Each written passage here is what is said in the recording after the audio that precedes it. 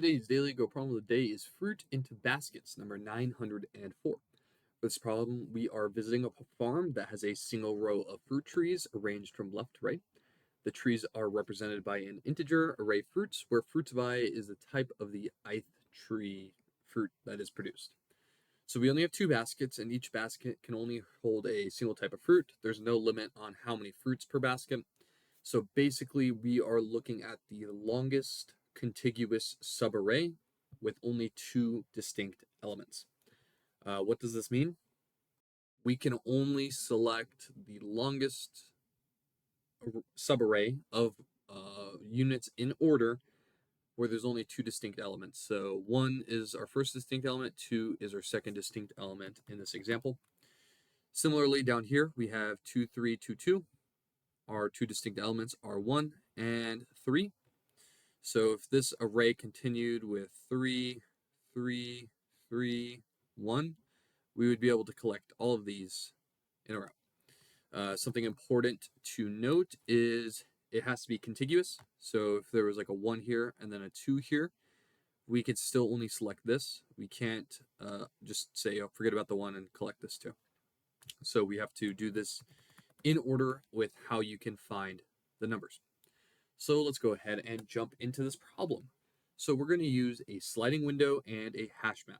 Our sliding window is going to allow us to traverse the array and collect our length of our contiguous subarray and then our hash map is going to keep track of how many different fruits we're looking at. We can only look at two fruits.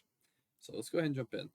First thing we're going to do is initialize an integer called left, and we'll initialize it to 0. This is going to be our left pointer in our sliding window. And then we'll have an integer max, and this is the max length of a contiguous subarray that we can find. We're also going to have a hash map, and it's going to have integers as the first value and integers as the second value, and we'll name it map just to be brief. So that is our three values that we have to initially establish. Now we're going to jump into actually traversing our array. And we'll do that by having a for loop. So we'll have an integer r is equal to 0 as long as r is less than fruits.length r and increment. Now the reason we're initializing r to 0, same as left, we'll just leave it as r. R to 0, same as left, is because we have not added the left value into the array yet. So by starting r at 0, we can add that into the array. So we will say map.put. We will take whatever fruits of r is, whether it's the first value or the 15th value, because r is going to be incrementing. And we're going to say we're going to map.get or default. This is for Java, so we're going to either get the current value set or we're going to default the value of fruits of r. And we'll either default it to 0 or get whatever the value is and add 1. So it's as simple as that. That's initializing our map, putting in our fruits into the map.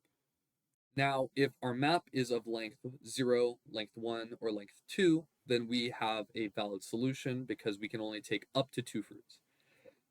However, if our map gets to size 3, that means we have 3 fruits. So we can check this by saying while our map.size is greater than 2, we are going to need to clear out whatever the last non-seen fruit was, or the oldest seen fruit was. And we could do this by simply saying, okay, map.put fruits of left, so whatever our left pointer or our farthest back pointer is looking at, we're going to map.get that value of fruits of left, and we're going to subtract 1 from its value. And we're going to do this because we're now incrementing our left pointer. So whatever left pointer is looking at, we're going to get rid of from our map. And we can say if that map.get fruits of L is equal to 0, well, we could blatantly map.remove fruits of L. And then we can increment our left pointer.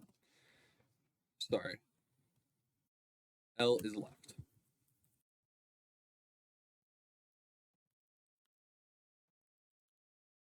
So basically, we're taking our left pointer. Let's say it's initially at 0, and we're checking. Okay, we'll remove 0 from the map, and then our map is only going to have 2 integers in it. So then we can break out of this. And if we're in a situation where it's like we have 1, 2, 3, right? 1 is here. We get rid of 1, 2. Okay, 2, 3. Those are our 2 numbers. We're good to go. This also works in situations where there's like a 1 here as well. So if it's 1, 2, 1, 3, right? So we'll get rid of 1. We'll look at 2. We'll get rid of 2. And then we'll have 1 and 2 here. And we'll keep the 1 and 2. So it will dynamically get rid of whatever the last or least amount of elements are on the left side of our sliding window. So after we slide our left pointer over, we can now take our max value and say, okay, max is equal to math.max of our current max and right minus left plus 1. And the reason we do plus 1 is because it's 0 indexed array. So this is index 0, this is index 2, but technically this is length 3.